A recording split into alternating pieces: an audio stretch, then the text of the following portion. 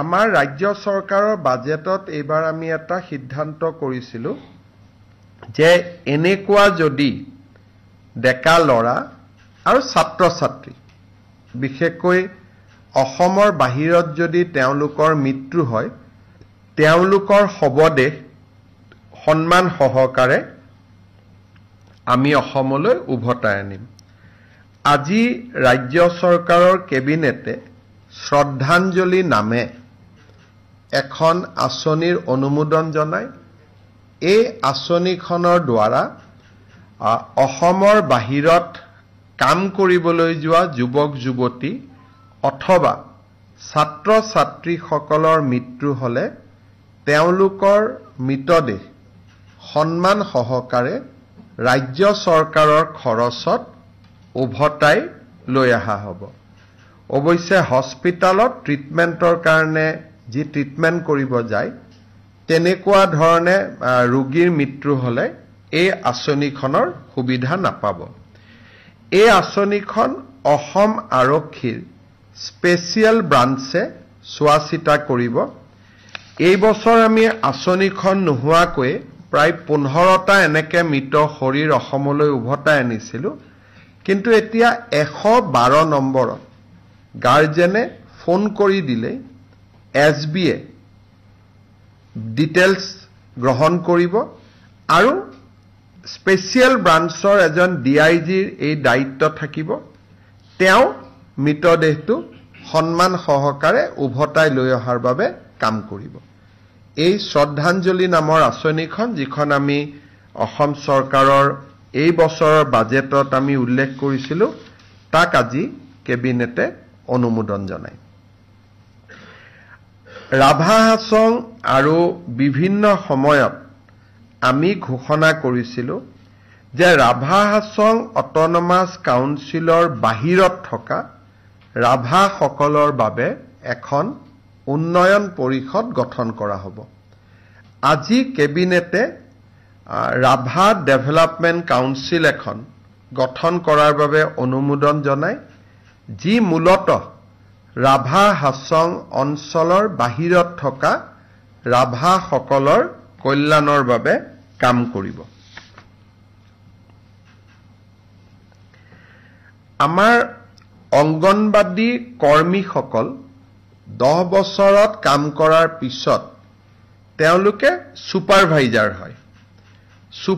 ছুপাৰভাইজাৰৰ 25% পদ অংগনবাদী কৰ্মীসকলৰ কাৰণে সংৰক্ষিত আছিল। এতিয়া আমি ছুপাৰভাইজাৰৰ পদ কৰ্মীসকলৰ বাবে 50% সংৰক্ষণ কৰিম। অৰ্থাৎ ICDSত যিসকল ছুপাৰভাইজাৰ থাকে 50% অংগনবাদী কৰ্মীৰ পৰা প্ৰমোশ্যন হ'ব আৰু 50% ষ্টেট লেভেল ৰিক্ৰুটমেণ্ট বৰ্ডৰ পৰা ডিৰেক্টলি ৰিক্ৰুটমেণ্ট হ'ব। আগতে ডিৰেক্ট ৰিক্ৰুটমেণ্ট 75% আছিল। অংগনবাদী কৰ্মী বাইদেউসকলৰ পৰা 25% ছুপাৰভাইজাৰৰ পদ পূৰণ কৰা হৈছিল। এতিয়া আমি বাইদেউসকলৰ সুবিধাৰ কাৰণে 25ৰ জাগাত 50% আসন বা ছুপাৰভাইজাৰৰ পদ আমি সংৰক্ষণ কৰিবলৈ সিদ্ধান্ত লৈছোঁ। আমাৰ অসমত যিসকল থাৰ্ড জেণ্ডাৰ আছে, যাক আমি ট্ৰেন্সজেণ্ডাৰ বুলি কওঁ, তেওঁলোকক উচ্চতম ন্যায়ালয়ৰ ৰায় অনুসৰি আজি কেবিনেটে তেওঁলোকক ছ'চিয়েলি আৰু এডুকেশ্যনেলি বেকৱাৰ্ড ক্লাছৰ মৰ্যাদা দিছে। কিন্তু আমি তেওঁলোককহে আই কাৰ্ড দিম বা আইডেণ্টিটি কাৰ্ড দিম যিসকল অসমৰ বাসিন্দা। বাহিৰৰ পৰা যিসকল ট্ৰেন্সজেণ্ডাৰ অসমত বিভিন্ন কামত আহে তেওঁলোকে এই মৰ্যাদা নাপাব। এই মৰ্যাদা অসমৰ অৰিজিনেল ইনহেবিটেণ্টসকলৰ কাৰণেহে এই সুবিধা খোলা থাকিব। বহুদিনৰ পৰা এছাম অংগনবাদী কৰ্মী মধ্যাহ্ন ভোজনৰ ৰান্ধনীয়ে কাৰোবাৰ যি ধৰণে নহওক কিয় প্ৰৰোচনাত পৰি কৈ থাকে যে অক্ষয় পাত্ৰ আহিব, আমাৰ চাকৰি যাব। আমি সকলোকে বাৰে বাৰে কৈ আছিলোঁ যে বিশেষকৈ কিছুমান বাওঁপন্থী ৰাজনৈতিক আদৰ্শৰ লোক এই ৰান্ধনীসকলৰ মাজত সোমাই যায় আৰু আন্দোলন কৰিবৰ কাৰণে বাইদেউসকলক লৈ আহে। মই ডিব্ৰুগড়ৰ এখন মিটিঙত কৈছিলোঁ যে চাকৰি যোৱাটো কথাই নাই, 2 এদিনতে তেওঁলোকৰ দৰমহা বাঢ়িব। আজি কেবিনেটে তেওঁলোকে আজিৰ দিনত 1500কৈ টকা দৰমহা পায়। 1 অক্টোবৰৰ পৰা তেওঁলোকৰ দৰমহা আমি 2000 টকালৈকে বৃদ্ধি কৰিছোঁ।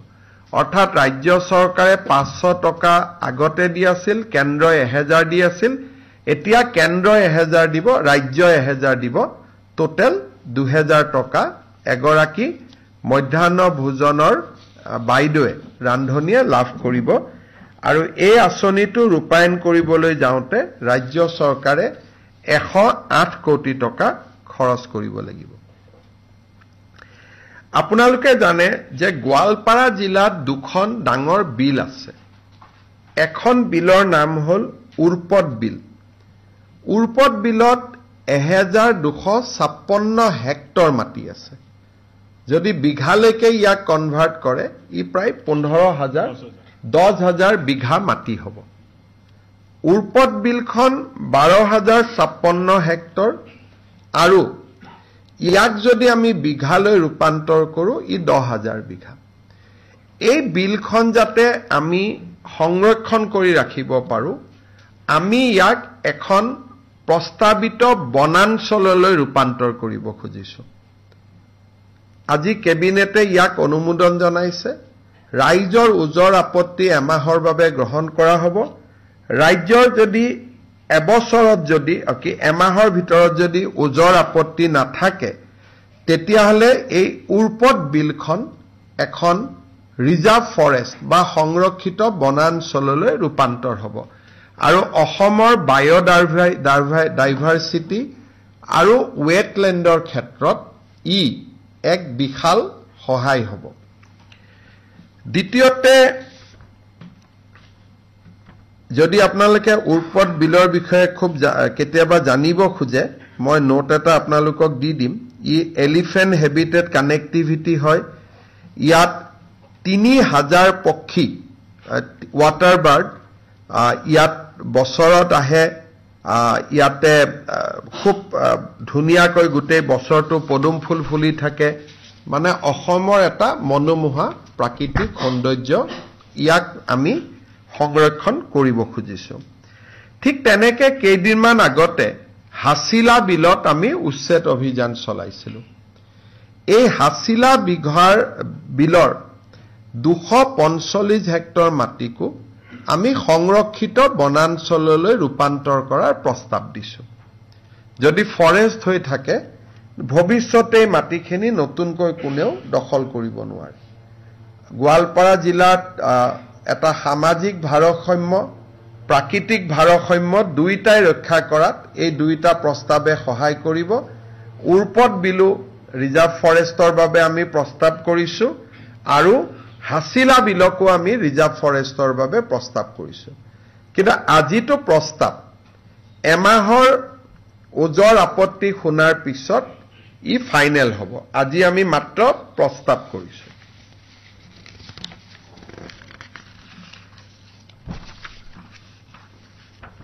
আমাৰ সৰ্বশিক্ষা অভিযানৰ পৰা যিসকল শিক্ষক নিয়মীয়াকৰণ হৈছিল, তেওঁলোকে এটা কাৰিকৰী কাৰণত তেওঁলোকৰ যিটো এনুৱেল ইনক্ৰিমেণ্ট জুলাই মাহৰ আছিলে, সেই ইনক্ৰিমেণ্টটো তেওঁলোকৰ বাদ পৰি গৈছিলে। আজি কেবিনেটে সৰ্বশিক্ষাৰ পৰা নিয়মীয়া হোৱা আটাইবোৰ শিক্ষক আৰু কণ্ট্ৰেকচুৱেল টিচাৰ যিসকলক আমি চৰকাৰী চাকৰিত নিয়মীয়া কৰিছিলোঁ, ছেকেণ্ডাৰীত হাইস্কুলৰ অতিৰিক্ত শিক্ষক, LPMEৰ কণ্ট্ৰেকচুৱেল টিচাৰ যিসকল নিয়মীয়া হ'ল, তেওঁলোকক এইবাৰ আমি বছৰিকীয়া যিটো 3% ইনক্ৰিমেণ্ট, তাক এপ্ৰিলত নহ'লে নাপায়, জুলাইত তেওঁলোকৰ নিয়মীয়া হোৱাৰ কাৰণে তেওঁলোকে পোৱা নাছিল। কেবিনেটে আজি বিশেষ সিদ্ধান্ত লৈ তেওঁলোকক ইনক্ৰিমেণ্টটো দিবৰ বাবে সিদ্ধান্ত গ্ৰহণ কৰিছে। কেবিনেটে আজি দুটা বাজেটত ঘোষণা কৰা আৰু দুটা ডাঙৰ সিদ্ধান্ত বাস্তৱত ৰূপায়িত কৰিছে ৰাষ্ট্ৰীয় স্বাস্থ্য অভিযান আৰু সমগ্ৰ শিক্ষা অভিযান লগতে এপিডিচিএল এপিজিচিএল আৰু AEGCL Assam power generation corporation Assam power distribution company Assam electricity grid corporation national health mission আৰু সমগ্ৰ শিক্ষা অভিযানত ইয়াতে কাম কৰি থকা সকলো কৰ্মচাৰী আমি আপোন ঘৰ আঁচনিৰ সুবিধা দিম অৰ্থাৎ ৰাজ্য চৰকাৰৰ কৰ্মচাৰীয়ে যেনেকে আপোন ঘৰ আঁচনিৰ সুবিধা পায় এতিয়াৰ পৰা ৰাষ্ট্ৰীয় স্বাস্থ্য অভিযান সমগ্ৰ শিক্ষা অভিযান আৰু অসম ৰাজ্যিক বিদ্যুৎ পৰিষদৰ তিনিওটা কোম্পানী এই আপোন ঘৰৰ সুবিধা পাব অৰ্থাৎ নিজৰ ঘৰ নিৰ্মাণৰ বাবে তেওঁলোকে 30 লাখ টকা বেংকৰ পৰা উইদাউট গ্যাৰেন্টি তেওঁলোকে লবলৈ সক্ষম হ'ব ঠিক তেনেধৰণে এই কৰ্মচাৰীসকলক আমি আপোন বাহন আঁচনিৰ সুবিধা দিবৰ বাবে সিদ্ধান্ত লৈছো আপোন ঘৰ আৰু আপোন বাহন ইউজুৱেলি কন্ট্ৰেকচুৱেল এমপ্লয়ী বা কৰ্পোৰেশ্যনৰ এমপ্লয়ী এই সুবিধা পোৱা নাছিল মই ভাবো যে এই সিদ্ধান্তই ৰাষ্ট্ৰীয় স্বাস্থ্য অভিযান সমগ্ৰ শিক্ষা অভিযানত আৰু শক্তি বিভাগৰ সৈতে জড়িত কৰ্পোৰেশ্যন কেটাৰ কৰ্মচাৰীসকলক যথেষ্ট উৎসাহ যোগাব আপোন বাহন আঁচনি য'ত নেকি উইদাউট ইণ্টাৰেষ্ট উইদাউট গ্যাৰেন্টি গাড়ী লোন পায় চৰকাৰে 3% সুদ দিয়ে আপোন ঘৰতো নতুন ঘৰ বনাব ফ্ল্যাট কিনিব 30 লাখ টকাৰ লোন পায় আৰু 1% ইণ্টাৰেষ্ট চৰকাৰে দিয়ে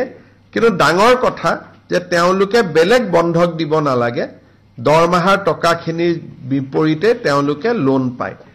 ইমান দিনে ৰাজ্য চৰকাৰৰ কৰ্মচাৰীসকলে পাই আছিল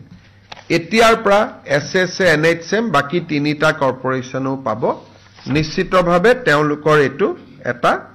তেওঁলোকৰ বাবে যথেষ্ট আশাৰ বাতৰি কেইটামান সৰু সৰু আৰু অলপ টেকনিক্যাল সিদ্ধান্ত আছে মই আপোনালোকৰ আগত গাই যাব খুজিছো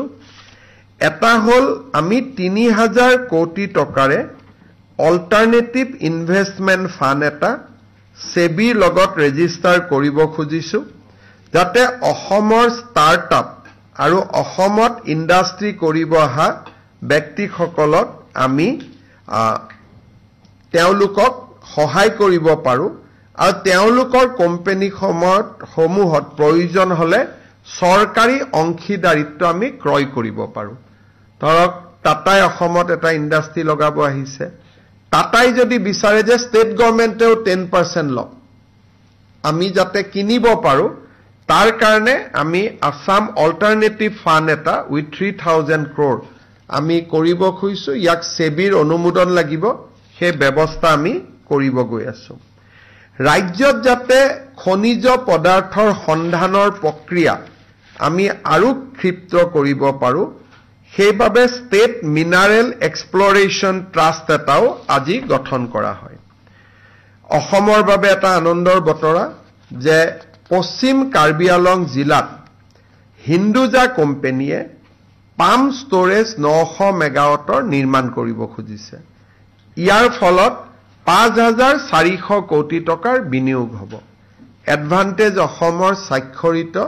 আন এক চুক্তি আজি বাস্তৱত ৰূপায়িত হ'ব পশ্চিম কাৰ্বি আলং জিলাত পাম ষ্টৰেজ যাৰ জৰিয়তে 900 মেগাৱাট বিদ্যুৎ উৎপাদন হ'ব এই পাম ষ্টৰেজ প্ৰজেক্ট আজি কেবিনেটে অনুমোদন জনাইছে it will B A 5400 crore investment from Hinduja group আজি কেবিনেটে চন্দ্ৰপুৰত এখন নবোদয় বিদ্যালয় স্থাপনৰ বাবে ভাৰত চৰকাৰক 40 বিঘা মাটি আবণ্টন কৰিছে আমাৰ নামঘৰ ধৰ্মীয় অনুষ্ঠান অংগনবাদী কেন্দ্ৰ আদি বসুন্ধৰা 3ত আমি ভূমি আবণ্টনৰ যি মিছন লৈছিলো সেই মিছনৰ অধীনত আজি আমি 1935টা প্ৰজেক্ট বা প্ৰস্তাৱ আজি কেবিনেটে অনুমোদন জনাইছে আৰু সেই ধৰণে ৰাজ্য চৰকাৰৰ বিভিন্ন ইনফ্ৰাষ্ট্ৰাকচাৰ থকা 518টা অনুষ্ঠানৰ বাবে আজি আমি মাটিৰ বন্দবস্তিৰ প্ৰস্তাৱত অনুমোদন জনাইছো মূলত কেবিনেটে আজি এই সিদ্ধান্ত কেইটাই লৈছে আৰু মই ভাবো যে ৰাজ্যৰ কৰ্মচাৰীৰ পৰা জনজাতীয় লোকৰ পৰা হিন্দুজাৰ ইনভেষ্টমেণ্টলৈকে কেইবাটাও ভাল সিদ্ধান্ত আজি লোৱা হ'ল আপোনালোকৰ যদি কিবা খুদিব আছে খুদিব পাৰে It will be very difficult to speak all this thing in English, so I'll issue a handout in English.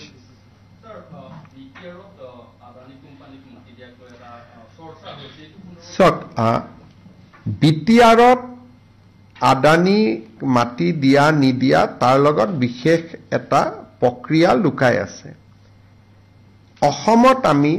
3000 megawatt thermal power উৎপাদনৰ বাবে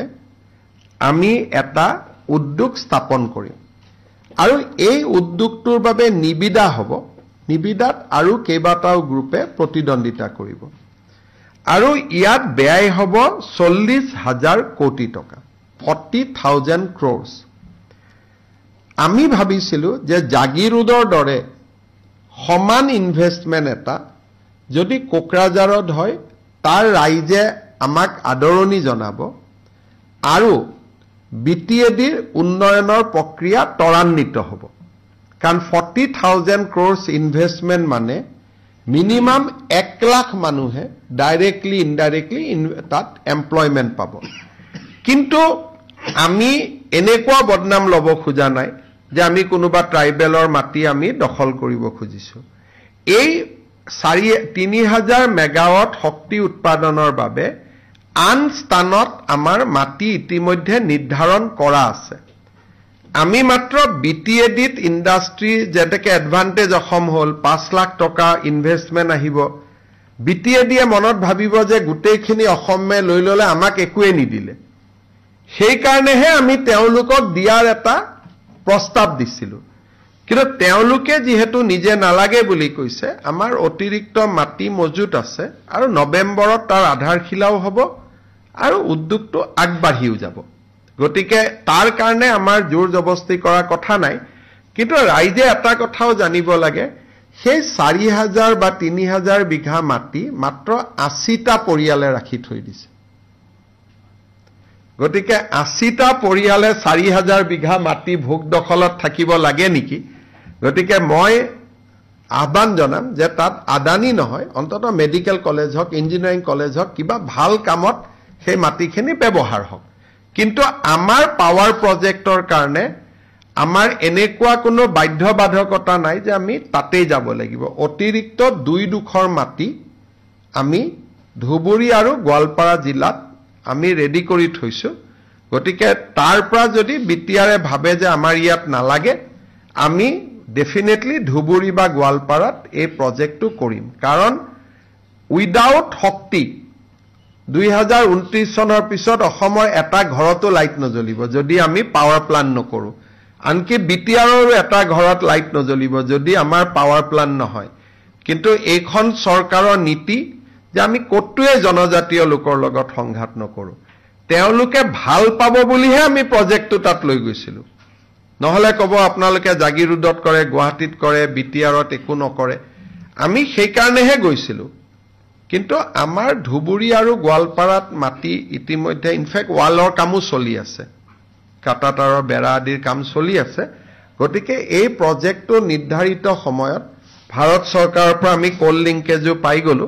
গতিকে মই ভাবো যে নৱেম্বৰত এই 40,000 কোটি টকা বিনিয়োগৰ আধাৰশিলাও হ'ব আৰু আমি কামত আগবাঢ়িও যাব পাৰিম আজি গোৱালপাৰাত সাংসদ ৰকিবুল হুছেইনক এভিক্টেড পাৰ্চন এটা খেদিছে তাৰ পিছতে সংবাদদাতাই ৰকিবুল হুছেইনে বিজেপিৰ অভিযোগ তুলিছে যে সেয়া কোনো ভিক্টিম নহয় সেয়া বিজেপিৰ প্ৰত্যেকজন আজি ৰকিবুল হুছেইনক তাৰ পৰা যি কেইগৰাকী মানুহে তেওঁক বেয়া ব্যৱহাৰে হওক খেদিছে প্ৰত্যেকগৰাকী মানুহ মুছলিম মানুহ আৰু বংগীয় মূলৰ মুছলিম মানুহ আৰু সেই জায়গাটোত পৰহি ময়ো যাম মোকো কোনোবাই শ্লোগান দিব পাৰে মোৰ এগেইনষ্টত মই নাজানো কিন্তু পৰহি মই যাম কাৰণ আজি আমি সিদ্ধান্ত ললো এখন ফৰেষ্ট কৰিম গতিকে পৰহি অশোক সিংহাল আৰু ময়ো তাতে যাম গতিকে কিন্তু ৰকিবুল হুছেইনক জুনে তুনে খেদে এতিয়া ধুবুৰীটো খেদে গোৱালপাৰাটো খেদে নগাঁৱতো খেদে আৰু এই সমস্যাটো তেওঁলোকে নিজৰ ভিতৰত সমাধান কৰিব লাগে তাত বিজেপিক মাতি আনিব নালাগে কাৰণ বংগীয় মূলৰ ৰাইজৰ মাজত বিজেপিৰ প্ৰভাৱ নাই বুলিয়ে ক'ব পাৰে আৰু সেই কাৰণে গোৱালপাৰাত যদি বংগীয় মূলৰ মানুহ বিজেপি বুলি কয় তেতিয়াতো আমাৰ কি হ'ব তেলে 126টা আমি পাই যাম দেখোন গতিকে কোন ভিডিঅ' টিডিঅ' চালে আপোনালোকে গম পাব এইবোৰ কোন মানুহ হয় কৈছো যদি বংগীয় মূলৰ মানুহে বিজেপিৰ ইছাৰাত চলে